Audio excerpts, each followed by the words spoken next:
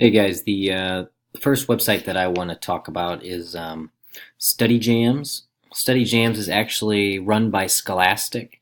It's a website that's pretty good for math and science, and I'm going to go through it here in just a sec. But what I want to show you is the standards that we have. The ISTE standards are manage the use of technology and student learning strategies and digital platforms, virtual environments, hands-on maker spaces, or in the field. And what this is it's a website that's going to help students with like their virtual environment, and it gives them different opportunities to learn. A lot of visuals, videos, tests, sing-alongs, that kind of thing for the students.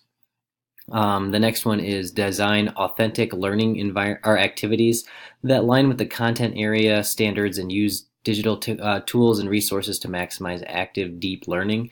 What this website does, you'll see here in just a second, is it shows students how to do things in math or science, some common misconceptions. And what it'll do is it has them actually work through problems. And you'll see here, but let's go ahead and get into Study Jams. It is a very fun website, very kid-friendly. I mean, I teach fourth grade, so you get these characters, all these characters here that you can see. They're in all the different types of videos. So I'm just gonna hit one up here. Go to the math section and talk about place value.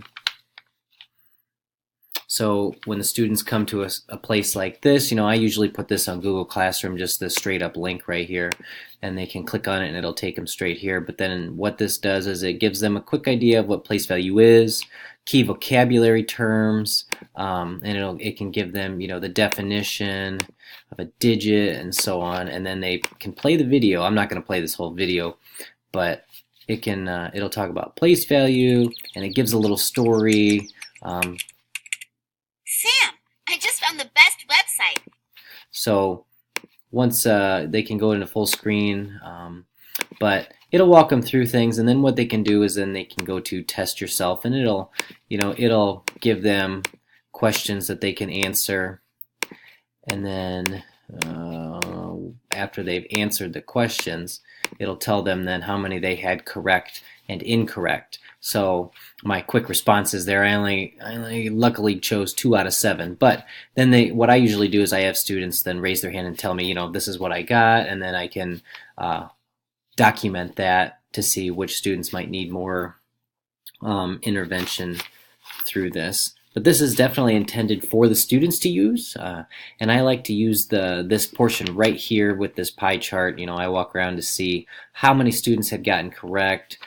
They can review their answers too, and it can give them a little bit of feedback. So this is free to use, 100% free. It has a lot of math, a lot of science concepts, and I mean, the kids tend to enjoy it. Now, mind you, I teach fourth grade, and the kind of cartoony stuff the kids love. But I mean, there are some higher level things in here that you can get into, and it breaks it down pretty well. It breaks it down for the students really, really well, and that's why I chose this one.